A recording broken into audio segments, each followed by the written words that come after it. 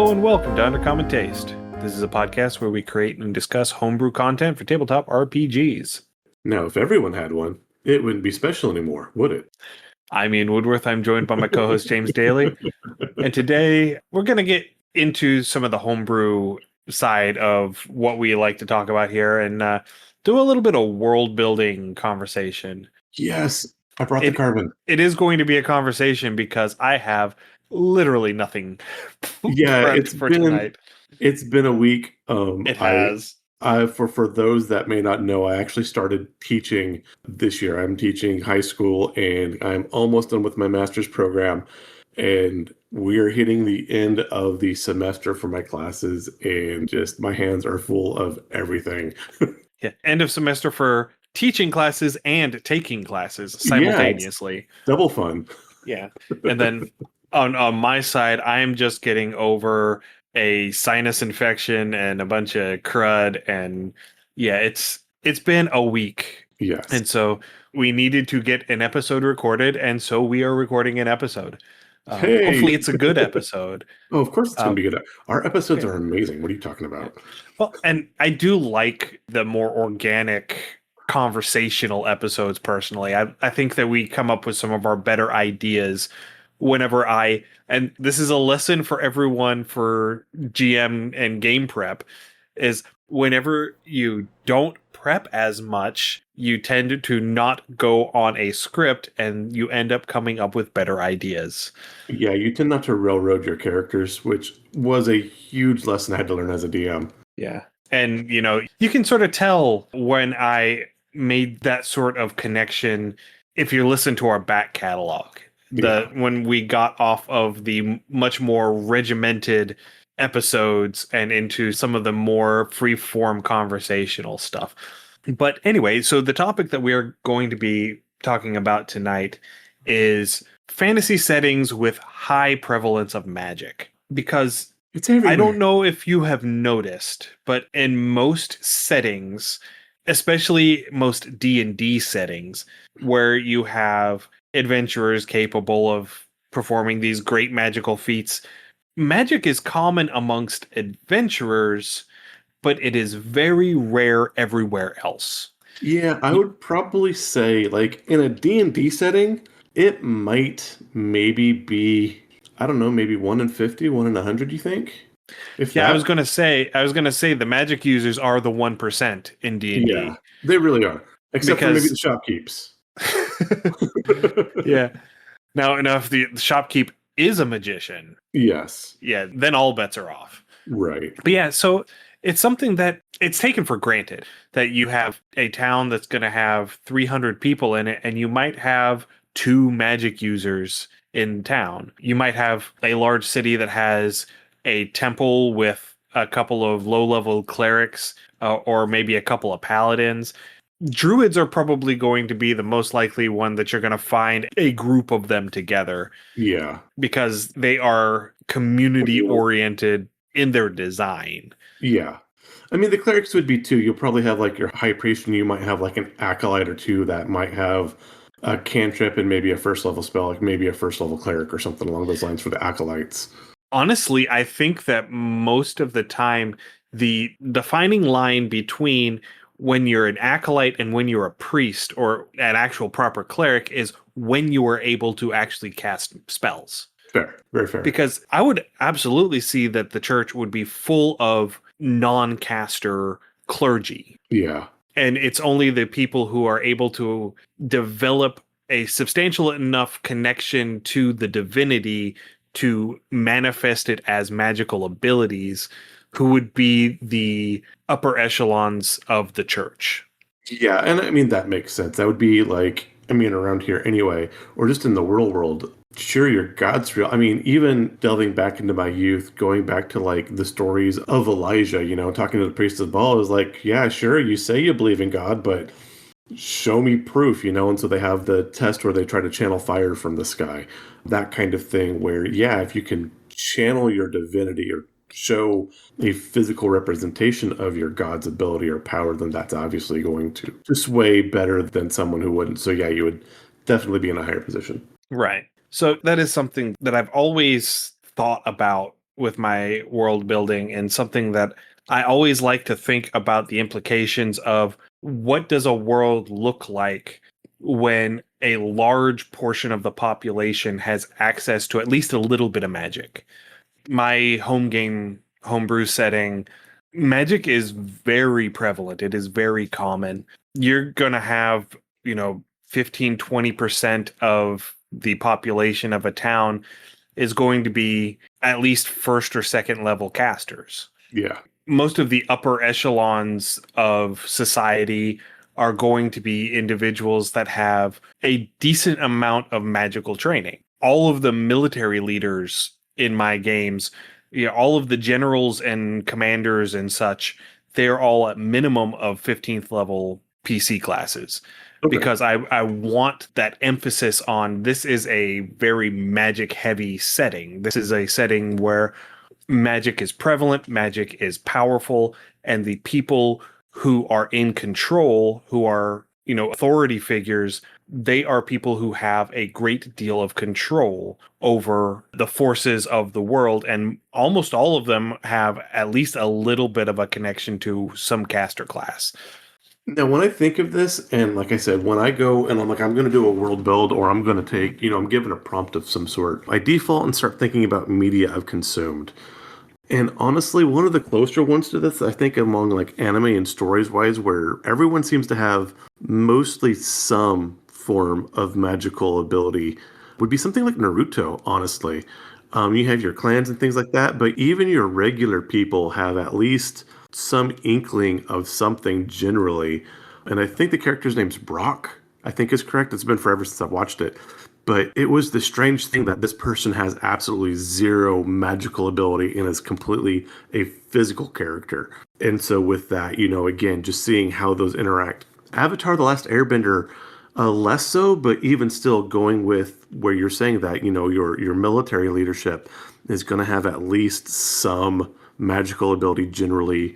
With an Avatar, most of your town leaderships or your city leaderships had some bending ability. And maybe not every person had bending ability, but it was so common for them that it was absolutely like, hey, let's go find a bender for this. Or if someone just started, throwing magic around, it's like, oh, okay, there's our bender for the day. Wave, go on, do your stuff.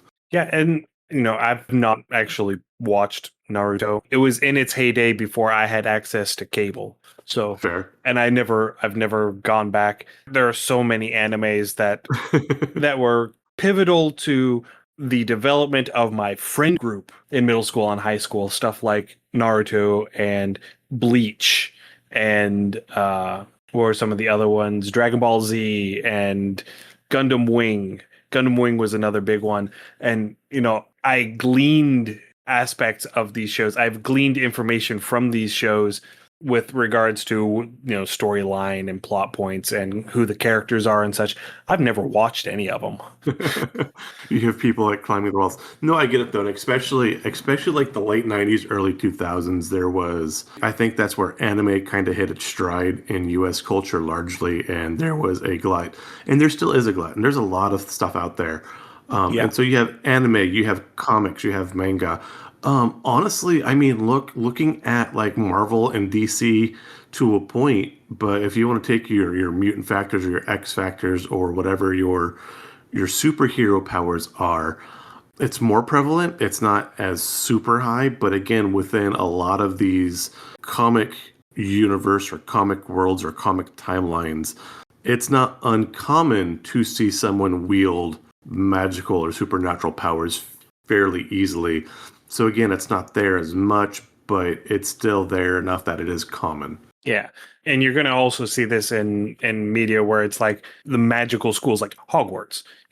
Hogwarts is one of those settings where, yes, the mundane world exists outside of this world, but we're not focused on the mundane world in the Harry Potter series. We're focused on the wizarding world. Yeah. And in the wizarding world, everyone has at least a little bit of magical ability. Yeah, that is a great example. Unfortunately, Rowling is trash human being, but again, as an example of a world that is a very high magic setting, that is a great way to do that. And I think that does spring off to a point is if everyone does have magic, one, how do people react to the magic? And then two, how does society form itself around magic? And I would, people being people, almost 1,000% suggest that you are going to start getting like these clans and these guilds and this social stratification depending on your ability, your usage, and even your type of magic. Right. And not everybody is going to be capable of doing all magic. Right. And, there are definitely going to be individuals where, I mean, you see this a lot in different media where they're focused on the different elements of magic and how, let's take the Mistborn series, for example. It is very common for, well, I wouldn't say very common, but it is fairly common for the different magicians in the setting, the allomancers, to crop up, and the way that they power their magic is by consuming and burning metals. And so it is fairly easy for them to find allomancers who are capable of consuming and burning a single kind of metal. You'll have people who can burn tin. You can have people who can burn iron. You have people who can burn copper, those sorts of things. But having a Mistborn, which is someone who can burn all of the types of metal, that's very rare. Yeah. And so that's sort of the dichotomy that you would have between an NPC commoner who has access to a cantrip or two versus an adventurer who has access to first level spells and can progress with that. Yeah. I mean, and again, world building, even going with your cantrip, maybe for, 90% and 99% of your world, maybe that cantrip is where the large majority of your people stop. And again, everyone jokes, well, if you could have one cantrip in the real world, what would it be? Mending. Maybe, yeah, maybe that exists in your world. And so when you start building this world, okay, so we're building a world. Yes, we want a magic heavy world. We want heavy magic. Magic's going to be everywhere. How much magic now? How is magic going to be used? So let's go ahead and put this down now. So everyone has access, or near everyone has access to at least cantrips? Yeah, I'm going to say that, let's just say 75% of the population has access to at least a cantrip. Okay. Now, are we going to pick a magic school these cantrips come from? I don't know. I think that it would probably be, most of them are probably going to be more utility spells. Not to say that they can't be used offensively, but I think that most of the magic that you would run into would be utility spells. It would be things like Mage Hand, having something to help you pick up and carry things. It would be things like Prestidigitation to clean things or to season food, or things like Control Flames to make fires bigger, or to be a firefighter and put out house fires. Those are great options. Mending. So James and I were in a private game a while back with Matt and Eric from the Goblin's Corner and Mike Daniel from 19 Hits the Dragon, where Eric was running the game, and the rest of us, we were running a party of 4 clerics. That was such a fun game. It was an amazing game. Yeah. And my character, his name was Torvald the Tall. He was an orc cleric of Gond, I think it was. Is the gnome god of tinkering, basically. And that's what he was. He was a tinker. He walked from town to town with a portable forge on his back, and he just walked from town to town doing various repairs, fixing farm implements and sharpening scissors and just odds and ends, and just pursuing his service to his god in that particular way of being helpful to people. And, he was raised by gnomes. And so that was a whole thing in his backstory. He was raised by gnomes, so he didn't fit the stereotype of an orc in most D&D settings. And so people were always a little bit wary of him whenever he showed up. But you can only be so wary of a 7-foot-tall orc wearing a lemon yellow duster and cowboy hat. Touch the Gordons, fisherman. Yeah, pretty much. What I like about this character though too is I don't know if you knew this historically, but this is very much how a journeyman blacksmith, once they finished their apprenticeship, sometimes they would get to work with their teacher if their skill was good enough. The teacher would be like, "Hey, you can work with me, and I'll give you a portion of the profits that you make, but you're using my shop and tools." But most of them, they would get their personal set of tools and then they would pack up and they looked for and so yeah, they would travel town to town. Yeah. And they would mend pots and wagon wheels and tongues. Most blacksmiths didn't work in weapons or armor. They did farm implements, which Yeah. again, going with your cantrips, speak to animals, speak to plants, would be great for your farming professions. Maybe they like a veterinarian or animal husbandry or a shepherd or a farmer being able to kind of cultivate these crops and kind of make sure your plant life goes well, or even decorative, like a florist would. I mean, again, talk to plants, or being able to get those to build up and grow really well would do amazing. Well, I'm pretty sure Speak with Plants is like a first or second level spell. Is Bleak with Plants first level? Yeah, it's not a cantrip. Oh, okay. I thought it was. I thought you had a plant. I've got the whole list of cantrips here in front of me. List of cantrips. Okay, yeah, that's cool. But talking about agriculture, mold earth. Oh, absolutely. Mold earth is a cantrip. Imagine being able to just walk out into your field and till up a 5-foot by 5-foot square of earth every 6 seconds with just concentration, with just focusing on, I want this area tilled, and it tills itself. Forget tilling, irrigation. Yeah, irrigation. You could dig an irrigation canal and irrigate an entire field in a day. Yeah.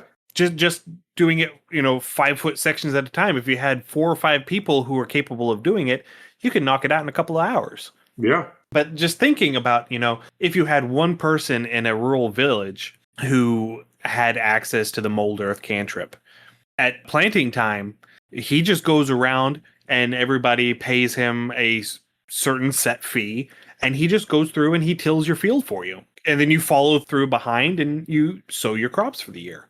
Absolutely. Druid Sense was the spell I was thinking of, by the way, where you can make things kind of grow. Oh, Druidcraft? Yeah. Yeah, Druidcraft is a good one. Yeah.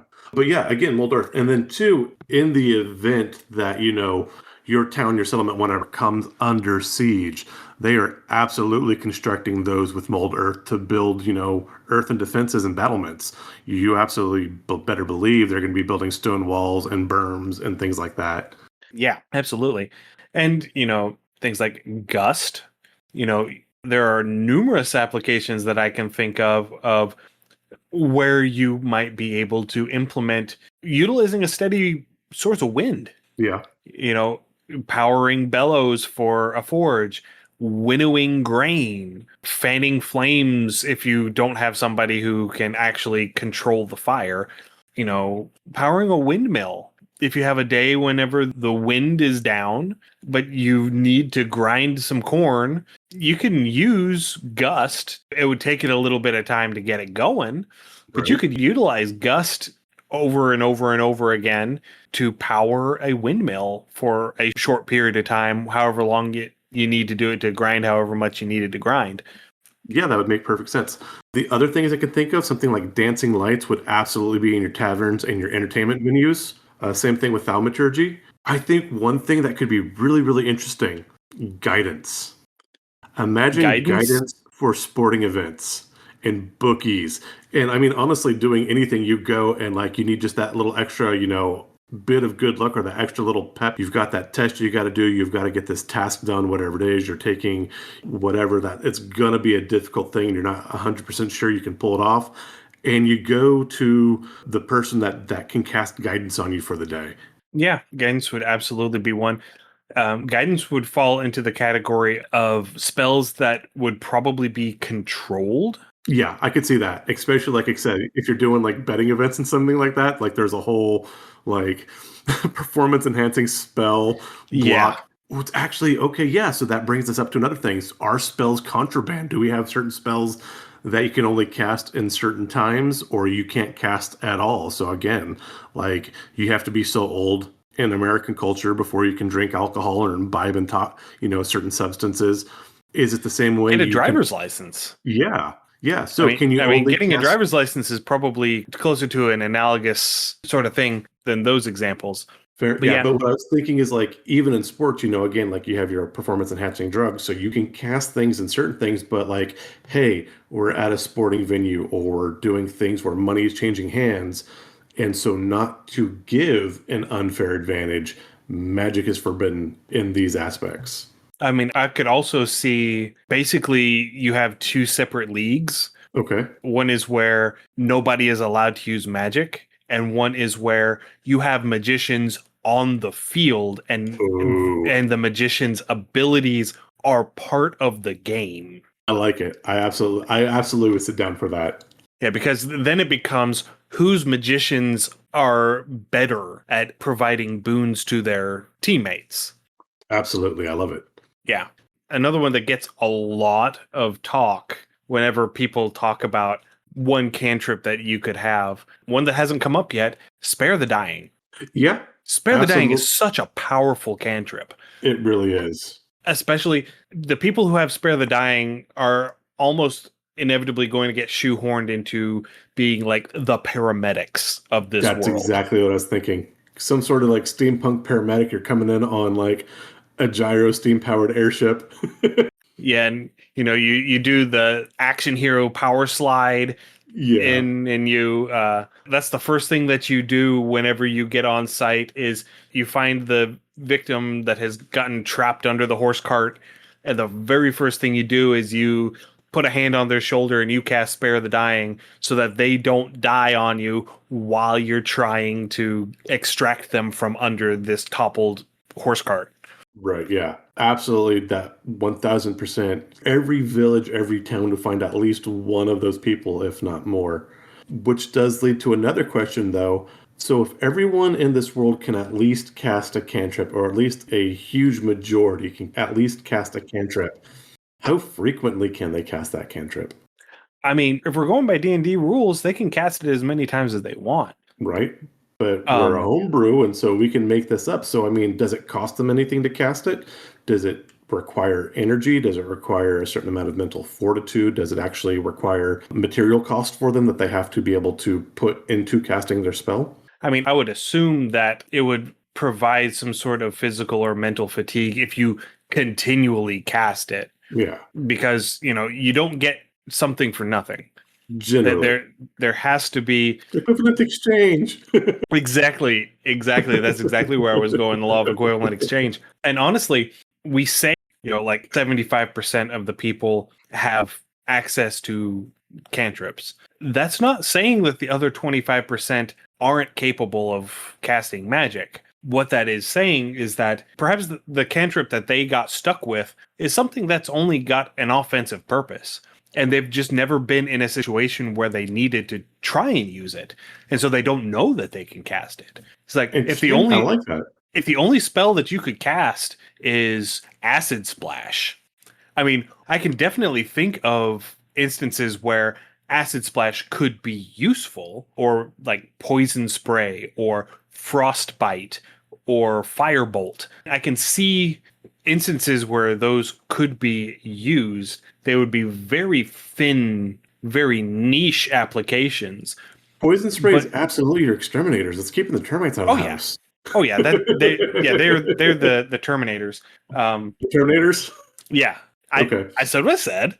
Okay, fair. That's Fair. They're coming that's for you. that may not be the word I was looking for at the time, but But I it said what I fits. said. They haven't stopped yet, so they're not ex Terminators yet. Uh, Okay. they're still actively terminating. But yeah, Come with me if you want to live.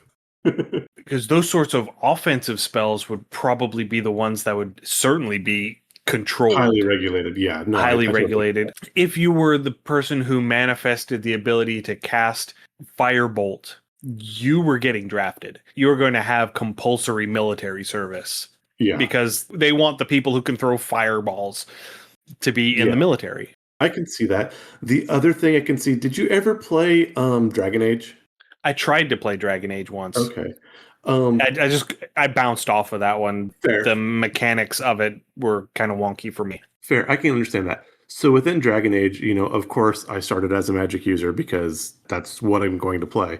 And within that, they had, if you weren't able to pass your, basically like your magic exam, your harrowing, or if you did certain things like blood magic, they had what they called gentling, and they would sever your connection to the magic, and it made you, how do I phrase this? I want to phrase this properly. It made you devoid of any feeling, made you very robotic, almost like some sort of Like a intellectual lobotomy. damage. Yeah, very much lobotomized.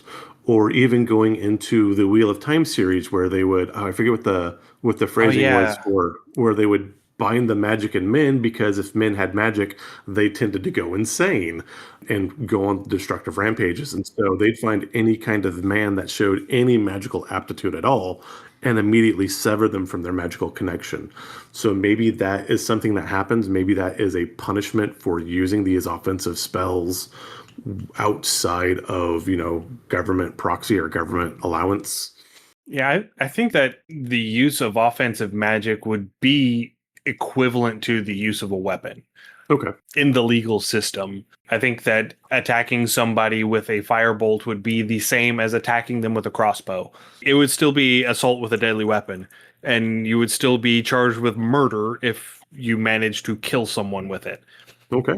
So I like this. We're getting our base kind of our cultural background, and a lot of Yeah. this is going to be background that your players may never fully run into, but it does give a sort of vibrance to your setting. So again, we've got a culture kind of building up around this magic, who uses magic, how it's used, how frequently, what's it used for, how do people react when they see magic being used around them. And so, yeah, like I said, most of these are going to be used in professional tasks or some sort of building or artistry. We do have some prohibitions that we've come up with. We're definitely using magic for entertainment. And you've mentioned several times, though, those that are able to cast this magic in a more potent sense are going to be possibly conscripted. So, how frequently do you think being able to cast something, say, first to third, first to fifth level, how often would that happen? That would probably be fairly rare. I would say that only like half of the population can cast more than one cantrip for starters. Okay. So like let's just say that 75% of the population knows that they can cast magic. Okay. 100% of the people are capable, but that 25% they don't know that they can cast magic because the particular cantrip that they have has never been something that they've needed to reach out and grab. Okay. And so let's say 50% of the population is capable of casting multiple cantrips. Okay. And let's say 15 to 20% are capable of casting first level spells. Okay. So with these numbers you've come up with, you're kind of mirroring what education levels look like within the United States. Like everyone Yeah. has access to public education, but 75 of us around there probably graduate high school. Within the United States, I think it's around 50% have a 4-year bachelor's degree, and like a master's degree is 10%, and I think like a doctorate or some sort of quote quote professional degree is closer to 1 or 2%. So, and again, that would mirror just fine. So everyone has, and again, where these are being used professionally, maybe that's part of your application is you have to be able to show your aptitude to cast a spell, and maybe certain areas they want you to be able to cast more than one spell or more than one cantrip, and before they even bring you in to start. Right. Yeah, and I would definitely say that things like being a town guard. You could get a job as a guard with only being able to cast one cantrip, but if you ever wanted to make sergeant, you have to be able to cast more than one. If you ever want a command position, if you ever want to get promoted up the chain of command, you have to demonstrate that you can cast more than just the one cantrip. Okay. And so like that would also translate into the guilds. You have instances where a blacksmith might be able to cast, say, mending to repair objects, repair things that come in broken, or they might be able to cast control flames to manipulate the temperature of their forge to keep it at an ideal temperature for whatever metal they happen to be working with. But you're never going to make it past journeyman if you can't do both. No, that makes total sense. I think the Chaos Muse who spoke to me has whispered something within the ear.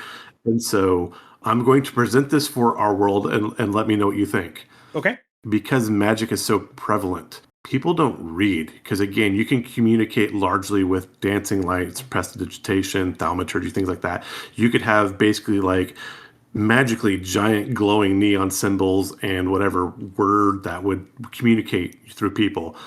People don't read, but certain people that do can still write spell books, spell scrolls. And so the society itself discourages reading to keep that separation of levels within society. So a person can't just pick up a spell tome and suddenly, bam, they know 5 spells. See, I think that the way that the magic works, even if you're able to read the spell, if you don't have that capability, Okay. it's just words on a page. Okay. So you have to have that spark to be able to push it. Yeah, that you have to Okay. have a sufficient access to the font of magic. And if you have sufficient access, you can expand that. Okay. Kind of like if you have a leak in a pipe, right? And it's just dripping. Right. That drip may remain a drip for forever. But if the hole that drip is coming out of is large enough, then the volume of water coming through it will eventually erode it and make the hole bigger. Okay, I like that. Yeah. So again, it'd be like physical aptitude. If you train with something better, obviously become stronger, faster, better. Yeah. And we summon Daft Punk. And it may be a thing where everybody is capable of doing that.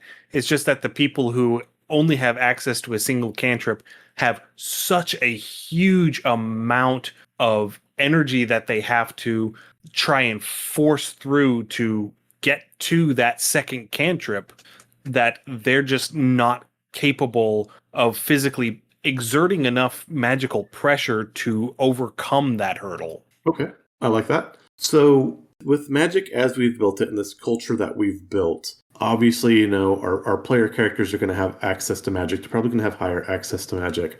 Is our culture dependent and reliant on magic? Is there a way to turn the magic off? Is there a problem that could arise with this magic? Or is it just kind of your baseline setting, magic's everywhere, and other stuff happens? I think that you're still going to have all of the various issues that you're going, the stratification issues and whatnot that you have in a society. Society is going to do what society does.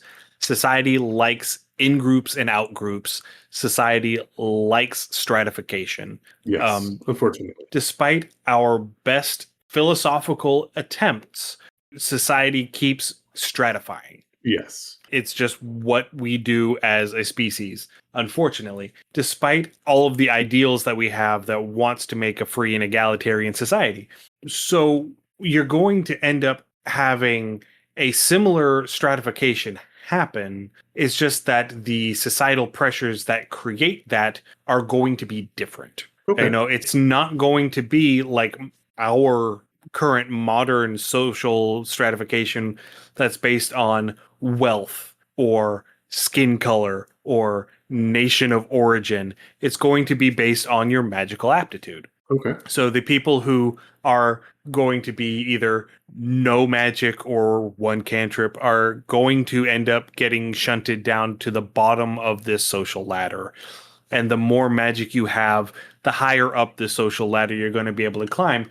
And that is going to also breed the sort of animosity that you end up getting where you have somebody who is born to 2 one cantrip parents or born to 2 no cantrip parents who is suddenly able to, as a toddler, cast, Melf's Acid Arrow. Oh, that would be such a horrible point of growth and self-discovery is like, Imagine being a parent where you and your spouse, neither one of you have knowing access to magic, and you have to try and raise a toddler who is capable of casting first level spells. Yeah. Toddlers are already inherently chaos goblins. Yeah. Imagine what would happen if they are able to cast like full on magic spells, not just cantrips, full on magic spells. I mean, how do you discipline a child? Yeah, right? that is capable of warping the fabric of reality.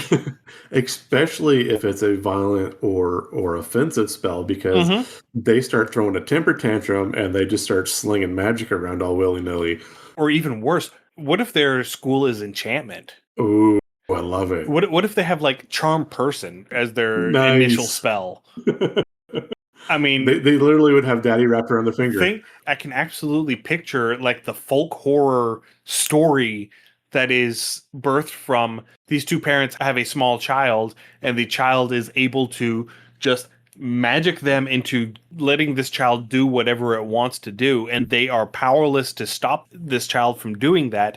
And every time they get done, when the child is done and toddles off to do whatever chaos gremlin thing it's going to do next, and the spell wears off, you realize what has happened, because that's one of the things with the spell is, as an after effect, you know that you were under the effects of this spell. Yeah, so another cantrip like that would be friends. Even if that was a cantrip spell, that would be absolutely. Yeah, so again, so we have a bunch of springboards now. One, you could just be a party of players that just have your one cantrip spell, or maybe you have no cantrips and you are out looking to see, figure out a way to develop and expand your magical abilities. And as your characters level up, obviously they're going to gain more power and they can develop their characters this way. A story hook is perhaps the de facto prince, mayor, princess, queen of this town was a child like that. And I'm kind of reminded of, I think it was Twilight Zone, it may have been Outer Limits, but the story of the kid who could make things happen with his mind, and everyone was terrified of this child, and he could read thoughts. And so everyone's just catering whatever this kid wanted. They would give it to him because, like, if they didn't, he would like teleport them somewhere else, or make their chair break, or cause them to have a car crash or whatever, just through his telepathy. And so what if this town is not enraptured, but like either enthralled or just more or less held prisoner by this child that has this ability that can completely overwhelm anybody in the village or town? I think at that point you end up, because we are saying that like 15 to 20% of the population is capable of first level spells. Yeah. That is still a fairly sizable chunk of the population. That's, 1 in 5. Yeah. And I think that there would probably be a decent portion of that population that their calling in life is basically to go and serve as nannies to these people who birth children who are magically more powerful than them. I could see that. Their whole calling in life is to go and provide that sort of restraint. Discipline. Yeah, restraint and tutelage. I'm thinking kind of like a boarding school. Yeah. Okay. I mean, you could definitely do it as a boarding school where, you ship off your child to this place where they are controlled. But I think that there would also be probably more for the wealthier class. Okay. That there would be like Mary Poppins, someone who comes and lives in your house and is going to be this tutor, not just teaching them how to control their magic, but how to control their urges to use their magic to selfish ends. They're providing both magical and social discipline. Okay, yeah, I definitely like that aspect of it. I do like that a lot. Yeah, because we still have to maintain that this is a society. Right. This is people who are interacting with one another to a beneficial end. Yes. And so we have to have people who are capable of controlling the wild cards in this system so that society doesn't collapse. Right. I was throwing out like adventure hooks for, okay, what if this happens? And this would be the point of, we'll call it the point of impetus for the party, like what's actually going to get the party started and moving on whatever the quest may be. Yeah, I think the way that I would implement that particular plot point would be the adventuring party is approached by someone from this town where they don't have someone like that. Okay. And this child, this 4, 5, 6-year-old child is running rampant in the town and is capable of doing whatever they want because there is no one in this small town capable of stopping them from doing that. Okay, yeah, I like that. And that kind of reminds me of the old stories of Helen Keller, where unfortunately she was born deaf, blind, and mute, so they had no way to communicate with this child. And from my understanding, I think her family had at least, a sizable amount of money because they were able to hire private tutors to come in. But Right. Yeah. for the life of me, I can't remember the name of her teacher. But she Oh, came yeah. in, and that was the first thing she had to do was she had to teach Helen, restraint, and she couldn't just do whatever she wanted. There were rules that she had to follow, and establishing that hierarchy and that pecking order was the first real challenge. Anne Sullivan. And Sullivan, yeah. I had to look it up because it was going to bother me if I didn't. No, I like that. I think that would be a good, and again, taking this off, even strictly from a D&D standpoint, but something from more of a kids on bikes standpoint or, Powered by the Oh, yeah. Apocalypse or other things, having this child that is currently running unchecked can make it kind of interesting. And again, you can adapt high magic to these other systems as well. Yeah, and talking about kids on bikes, using kids on bikes as a thematic approach to the game, not as a mechanical approach to the game, having your party be a group of 0-level teenagers. Oh, yeah. You just have them say, okay, pick a cantrip. I cast Angst. Yeah, you pick a cantrip. That is the one cantrip that you have. And the party is, you're just a group of teenagers running around causing mischief, doing what teenagers do. You're just a little band of ruffians. No, I like that. I like that idea. Pick a cantrip. It can't be an offensive cantrip, so it can't be Firebolt or Acid Splash. I mean, it could be. If you wanted to, I was going to keep it with just honestly, what I would do is I would put, I don't recall exactly how many there are, but I would put them on a table and you would roll at random. Okay. And you would randomly get one cantrip. Okay, I want Icy Touch since this is kids on bikes. I'm casting ice under everyone's tires. Looking at the list, most of these I can think of a legitimate use for them, even if it is, primarily an offensive spell. Yeah. Things like True Strike. Yeah. True Strike, as it is formatted in 5th edition, is an absolutely terrible cantrip. Do not take True Strike. If you're going to have somebody with True Strike at the table, run it the way it was run in 3rd edition. In 3rd edition, True Strike just gave you a plus 20 on your next attack roll. So the way that I run True Strike is it is a touch range spell, and the next attack that the target makes before the end of your next turn is made with advantage. It's not dependent on a target that you can see in 30 feet. It allows you to imbue an ally with this ability. You don't have to just use it on yourself, because the way that the action economy of 5th edition works, and I'm going on a rant, I realize True Strike is often a wasted turn because you will cast it on a target and then either that target ends up getting out of range or dying before your next turn comes up. So you aren't able to take advantage of it. Whereas if you make it a touch range spell where you either cast it on yourself or you cast it on an ally within 5 feet, the next attack that the target makes before the end of your next turn is made with advantage. It makes it so much more user-friendly. It makes it so much better. Yeah. I'm trying to think, like, Blade Ward would be a really good one to take. You're just not going to get scuffed up as much, would be wonderful. Infestation would be amazing if you wanted to cause chaos. Oh, that would be so much fun. Yeah, I think Infestation is one of those where it would be difficult to find a good non-combat application for it. Pure chaos. Not combat, you're just messing with people. You're making everything about them miserable.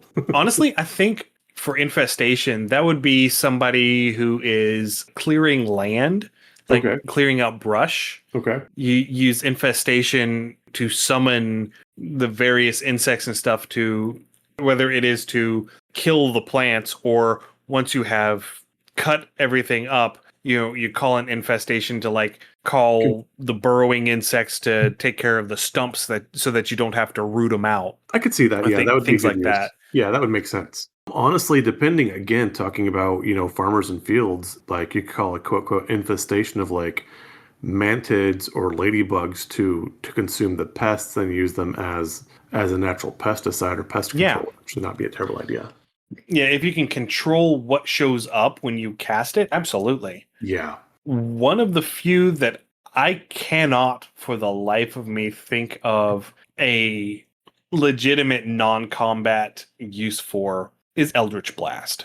Yeah, that's And Eldritch Blast is one of those that it seems to me would be one of those. It's a desperation cantrip. It is not something that people are born with the ability to cast. It is definitely something that someone who thinks that they are incapable of casting magic makes a deal with an entity so that they can cast magic. yes. And this is what they get. I was thinking the exact same thing.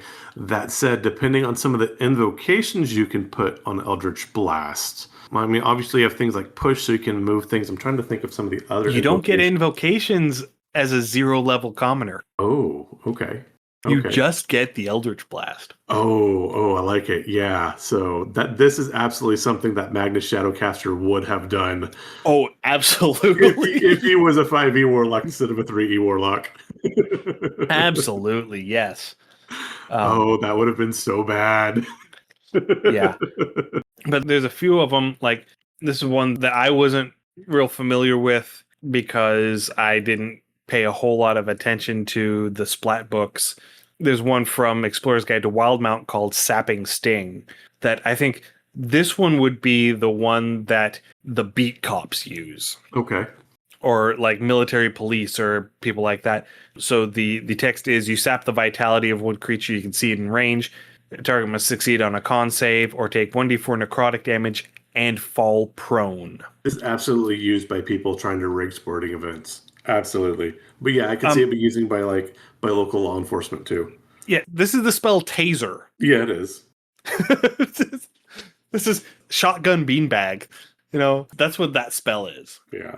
Message would be a great one. Oh, yeah. Discrete communications. Message is the one that is going to get people in trouble in school. Yeah.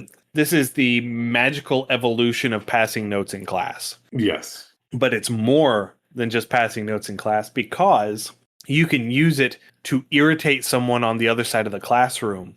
Just constantly hearing voices in their head. Like, you can start, if there's somebody like on the other side of the classroom that you don't like particularly well, and you're sitting there in a classroom doing a test, right? You're taking a test. You can just every 2 minutes you start singing a jingle, and it just this jingle just shows up in their head. You're evil, Ian. Just saying that's a level of evil. I probably would have stuck to it if I thought of it first, but if you had access to message, you would probably do that all the time. But absolutely. On the flip side, in this academic setting, there's another one from Guildmaster's Guide to Ravnica called Encode Thoughts. Yeah, I was trying to find that one. I couldn't find the text for that one. All right, so this one's a little bit longer. You pull a memory, an idea, or a message from your mind and transform it into a tangible string of glowing energy called a thought strand, which persists for the duration or until you cast the spell again. The duration is 8 hours. The thought strand appears in an unoccupied space within 5 feet of you as a tiny, weightless, semi-solid object that can be held and carried like a ribbon. It is otherwise stationary. If you cast this spell while concentrating on a spell or an ability that allows you to read or manipulate the thoughts of others, such as detect thoughts or modify memory, you can transform the thoughts or memories you read, rather than your own, into a thought strand. Casting the spell while holding a thought strand allows you to instantly receive whatever memory, idea, or message the thought strand contains. Casting detect thoughts on the strand has the same effect. And so that would be another one that would be a way that people would try to cheat on tests. Yeah, absolutely. You would encode this thought into one of these thought strands, and then you would try and secret that thought strand somewhere on your person. Yeah. And then whenever you got in, you would try and access it during the test. The limitation is you can only have one thought strand at a time. Gotcha. And they're visible. They are visible, but that's why you have to try and secret them on yourself. Gotcha. And Okay, try to fair, fair. hide them somewhere. Okay, I like it. Um, I like it. I mean, it's no more visible than Crib notes. yeah, than writing on on your forearm with a ballpoint pen. Right. No, I like that. And I think we're onto something I really would like to revisit. But again, going more in depth and looking at cantrips from a kid's own bike perspective and how again, you would use them more as utility versus, offensive or defensive magic. I really like this idea. Yeah. Just one last thought before we start wrapping up. There are some of these spells that lend themselves to like street toughs, street thugs, like Absolutely. enforcers for criminal organizations, things like Booming Blade and Green Flame Blade and Shillelagh. Yeah.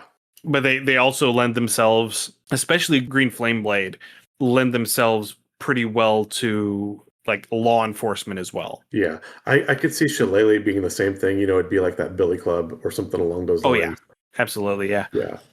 But again, too, with that same thing with the Blade Ward, and again, keeping an extra level of "you're not going to touch me" is not a bad thing to have. Now, here's one that I'm trying to think of a use that is not purely trying to kill something. Okay. Toll the Dead. You Again, point at one creature you can see within range, and the sound of a dolorous bell fills the air around it for a moment. Target must succeed on a wisdom save or take 1d8 necrotic damage or 1d12 necrotic damage if they're missing any hit points. Again, this would be hunting, wild animal, beast control, that kind of thing. Okay. Yeah, so I mean, it would be quote yeah. offensive, but yeah, you're using it to gather food for the pantry. Yeah, and now that you mentioned that, that would be if you're out hunting and you see the deer, you shoot the deer, you don't get an instant drop. The deer tries to run after you've shot it. So you toll the dead. You toll the dead to drop it so that you don't have to track it for 2 hours through the woods and maybe find it. Yeah, that also would be a non-offensive use for Eldritch Blast as well, would be probably for game hunting as well. Yeah, it is force damage, so... Yeah. It's not great, but you could probably show it. I like your concept with Eldritch Blast, so that they didn't have access, and so they made deals, and now they're stuck with them. Right, and it's one of those that it doesn't matter what entity you go to try and make a deal to get magic. Any entity, whether it is a fiend, whether it's a genie, whether it's an angel, it doesn't matter. You get an Eldritch Blast. Yep. You cheated. Here's your blast. Yeah. And like that becomes that badge, that indicator that you then have to hide your magic because of the social stigma of having it, because there's only one way to get it. And everyone knows. So I have the perfect, wonderfully beautiful, heart-rending, and insidious way for this to work if you pack with the Fae. The Fae gives you 3 cantrips, 2 of your choice, and Eldritch Blast. And no matter what else you can do, they know you have Eldritch Blast. And so they think that you got that first and then maybe somehow develop things afterwards, but you are a pariah because of Eldritch Blast, no matter what. Yeah. So you get it, and you get above and beyond what you even wanted, but Eldritch Blast. I think in that instance, it's one of those where you do get another cantrip alongside of Eldritch Blast, but every time you use that other cantrip, Eldritch Blast just goes off. Oh, like a wild magic? Yes. Oh, God, I love it. Oh, that's so terrible. That is so bad. Okay, what do you want Eldritch Blasting? It's, it's the dying Eldritch Blast. You get friends and Eldritch Blast. I love it. Oh, that's evil. Oh, that would be so heartrending. Yeah. I love it. Okay. I'm about out of tea and about out of voice. Fair. So I think it is about time for us to go ahead and wrap up here. But I think we had fun. Yeah, we definitely had fun. I think our initial building up a culture and a society where magic is prevalent, I think we did really good with that and a lot of background to that. And I think coming up and using these cantrips, like I said, in not offensive ways. And like I said, I would really like to revisit this looking specifically at kids on bikes, or maybe even old gods of Appalachia, and trying to work some of these cantrips in and how you would use them or manifest them in a way that's not your typical quote quote D&D setting. So I think this is something we could definitely revisit later. I think if we revisit this topic, I think the next one that I would like to do is talking about magic items. Okay. Because if you have a high prevalence of magic, you may or may not have a high prevalence of magic items, and vice versa. It might be one of those things where common magic items are mass produced, and so everyone has access to very simple magic items that do very simple tasks, or they might just be novelties. You know, simple magic items are just novelties. They're just like the little tchotchkes that you get. Like, it's the snow globe that you got on vacation that has an enchantment on it to constantly keep the snow swirling. You know, just little things like that. And talking about how having a glut of magic items in your world will affect the world building and affect the storytelling that you are capable of doing in such a world. I need you to read Dungeon Crawler Carl. I need to read Dungeon Crawler Carl. It's Yes, on you my do. list. Yes, It's you on do. my list. Because they cover this admirably, very admirably. I mean, I've read sword comics, so I'm at least familiar with the concept. Fair. But yeah, so I think that pretty well does it for tonight. If you have any comments, suggestions, or ideas, send us an email, undercommontaste@gmail.com, or come and join us on our Discord. You can find a link to a Discord along with all of our social media accounts through our website, undercommontaste.com. You can also find links there to our Patreon, patreon.com/undercommontaste, and our itch store, undercommontaste.itch.io. If this is your first time listening, we're very happy you found us. You can find our other podcasts on your podcatcher of choice. Just search Undercommon Taste. There you can find our other homebrew episodes, as well as our current story arc, or not story arc, but theme arc, talking about the various dragons and how you can apply them to your settings as well. So I think we have 2 episodes left after this one in our calendar year. So the 3rd and the 17th, there will not be an episode on December 31st because we do take the last 2 weeks of the calendar year off for the holidays and such. So we might have a guest on next week. We might be doing dragons next week. It's all going to depend on scheduling. Yes.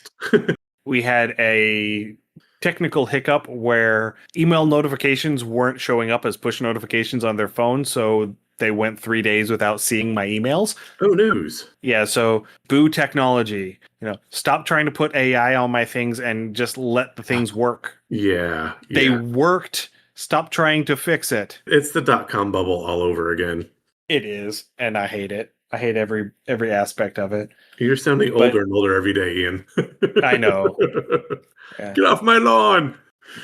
Anyway, we're still debating whether or not we're going to do a Christmas themed actual play this year.